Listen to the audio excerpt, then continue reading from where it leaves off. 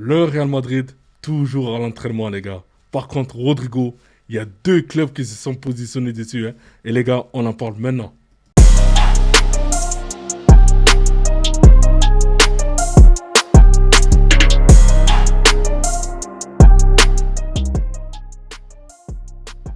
Salut les dribbleurs, j'espère que vous allez bien. C'est parti pour une nouvelle vidéo concernant le Real Madrid, hein. Et on commence avec l'embauche, hein, de Oscar Michel comme analyse vidéo de l'équipe première, hein. Donc c'est une demande de Xabi Alonso qui souhaite se concentrer sur l'analyse vidéo pour améliorer les performances des joueurs, hein. Donc voilà, hein, en tout cas c'est très très bien ce qu'a fait Xabi Alonso, hein. Et j'espère que les joueurs seront performants grâce à l'analyse vidéo. Hendrik devrait garder le numéro 16, hein. Donc il n'a pas fait la demande du numéro 9, hein. Donc comme vous le savez maintenant, le numéro 9 va être donné à Gonzalo Garcia, les gars, hein. Donc ça va être quasiment sûr, hein. Donc voilà, j'espère que l'annonce sera faite rapidement. Le départ de David Alaba cet été était totalement exclu par le Real Madrid, hein. Donc voilà, hein. Au début, il y a eu beaucoup de communiqués en disant que David Alaba devait partir dans un autre club, ok, parce qu'il était trop blessé, voilà. Finalement, avec ce communiqué-là, on voit que maintenant le Real n'a pas demandé que David Alaba parte du Real Madrid, hein. Donc maintenant, voilà, c'est marqué noir sur blanc. Donc en tout cas, c'est très très bien. Et j'espère aussi, hein, qu'il ne sera pas blessé et qu'il va faire une bonne saison complète. Alvaro Carrera, je suis enfin là avec tous mes coéquipiers. Je suis très heureux, j'ai hâte de jouer au Bernabeu. Nous devons travailler ensemble pour remporter tous les trophées possibles. Donc j'espère qu'il va remporter tous les trophées possibles, hein. Voilà, on a fait, c'est vrai, on a fait 4 recrues, hein, côté Real, hein.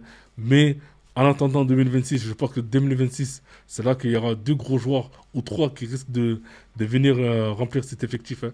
Mais en tout cas, on va faire avec ce qu'on a et je suis très content de ce qu'on a. Le Real Madrid gagnera un total de 260 millions de dollars, hein, de la part de ses sponsors cette saison, hein. Donc Adidas 120 millions d'euros, Fly Emirates 70 millions d'euros et HP 70 millions d'euros, hein. Donc rien à dire, hein, c'est jackpot pour le Real. Le Real Madrid continue sa préparation, hein. Donc prochaine séance demain à 10h30, hein. Donc comme vous le savez, hein, c'est double séance, c'est une séance le matin, une séance en fin de journée. Donc du coup, voilà, hein, je veux dire, le premier match de Liga, c'est le 19 août, les gars. Donc là, le Real Madrid doit gagner, ne veut pas perdre de temps. Donc voilà, ils enchaînent à chaque fois les entraînements et j'espère que ça va porter ses fruits.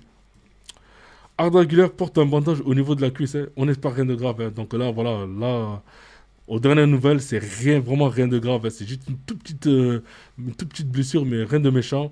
Mais voilà, quoi, il peut continuer à s'entraîner. Donc c'est une bonne nouvelle. Voilà, toujours, hein, avec les défenseurs, hein, donc Trent Alexander-Arnold et Carrera, hein, donc les deux recrues du Real Madrid, hein, actuellement en train de s'entraîner. Toujours avec le Real, hein, donc voilà, on voit Vinicius Junior et Franck Garcia, hein, pareil, hein, toujours à l'entraînement et j'espère aussi qu'ils vont faire une très grosse saison, hein. Donc on attend beaucoup d'eux, surtout de Vinicius Junior, hein, et qui doit prouver que c'est un grand joueur et qu'il est aussi prêt avec le Real, aussi peut-être avec l'équipe du Brésil, hein, donc à voir, hein. Et Franck Garcia, j'espère que lui aussi va faire une grosse saison du côté du Real. Toujours avec Militao et Carvajal, hein, donc nos deux soldats sont de retour, hein. Donc voilà, les deux qui manquaient l'année dernière. Et c'est vrai que là maintenant, ils sont là, ils sont pas blessés, hein. Donc j'espère qu'ils vont faire aussi, ils vont faire une grosse saison, hein. Et voilà, quoi, j'espère aussi qu'on va remporter beaucoup de titres.